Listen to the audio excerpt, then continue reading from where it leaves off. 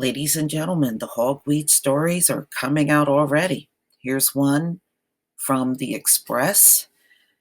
Hogweed deserves nasty reputation. Children attracted to plant that causes burns. So this story comes out of the UK. This man that says he's an expert has what's called a poisonous plant garden over there. And he's telling people you should never underestimate hogweed. And it really does deserve the reputation that it has as a fearsome plant. And it can leave you with nasty scars and a burning sensation that lasts several years. So even after you heal from it, every time you go out in the sun, your skin will start blistering up. And that will go on for several years after coming in contact with it. And he said a lot of the children are getting burned because they tend to play in fields or around areas where hogweed is growing, or they hide under the hogweed because it grows 8 feet tall and it has the big flowers that bloom. So people, the kids don't know any better and they'll just go under them. And once the sap gets onto the skin, the burn is severe. It's a 3rd-degree burn.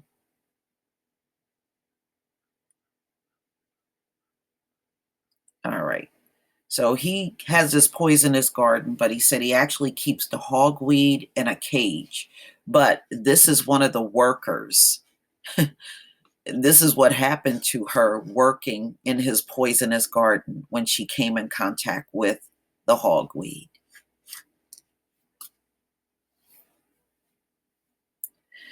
Wow, that just looks horrible. Yeah, you're not lying. That is pretty gruesome right there. So he's just saying over there it grows in waterways and also unkept areas. You'll have a lot of hogweed. And once you brush up on it and the sap gets onto your skin, it doesn't take a long time before the swelling begins. Now, this worker was not wearing any protective gear. Now, why would you be in a poisonous plant garden with no protective gear on? That's my first question. I would think a gardener would have better sense to put something on their hands, some gloves or something. I don't know. Maybe it's just me. We actually had a gardener that was working in our poisonous garden without protective gear on. Wouldn't you tell your workers, because you have a poisonous garden, that they need to put something on their hands? Uh, is somebody lacking in common sense over there in the UK? All right. And she actually brushed up against the plant, and you see the results on her hands right there. And the back of her hands started to swell within 3 hours, and she was taken to the hospital. She ended up with 3rd-degree burns from this plant. Now, one of the issues with this, once the toxins is in your system, it stays there for up to 7 years. So for the next 7 years, every time she goes out in the sun, the blisters are going to reform. And she's going to feel the burning sensation all over again. I can't imagine going through that for 7 years. Oh my goodness. So it will come and go depending on sun exposure. So there's some pretty nasty plants that people should be aware of.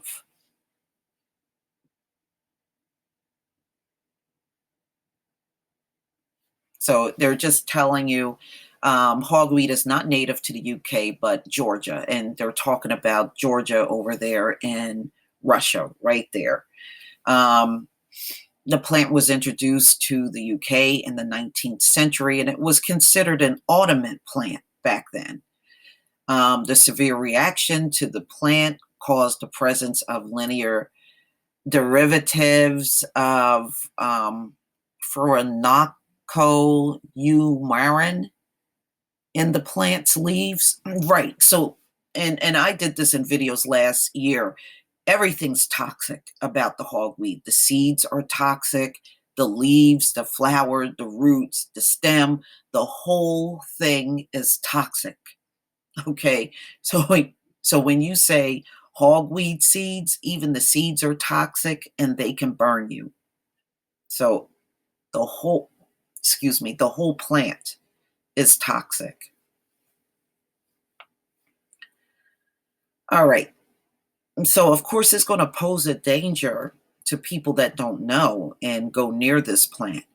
And I'm shocked at how many people still don't know about this plant at all.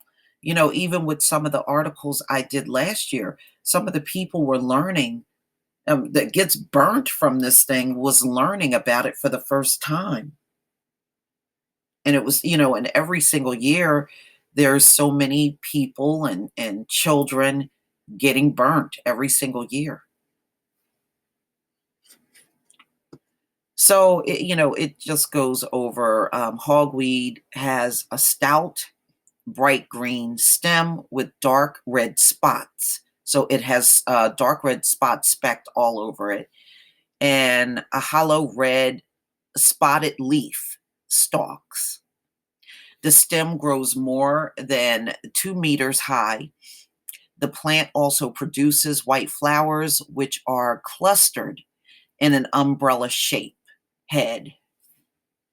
All right, that is crazy.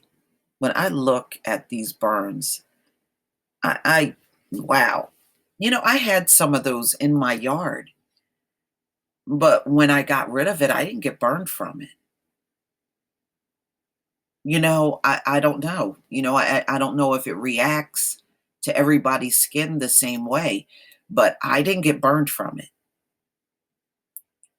Um, wow. That is scary. That one plant can do all of that, y'all. One plant. And the effects of that plant can last for several years. That is just creepy all in itself. But you know, that plant had to be around for thousands of years. I don't believe this is a new plant. I think this plant has been around for many thousands of years.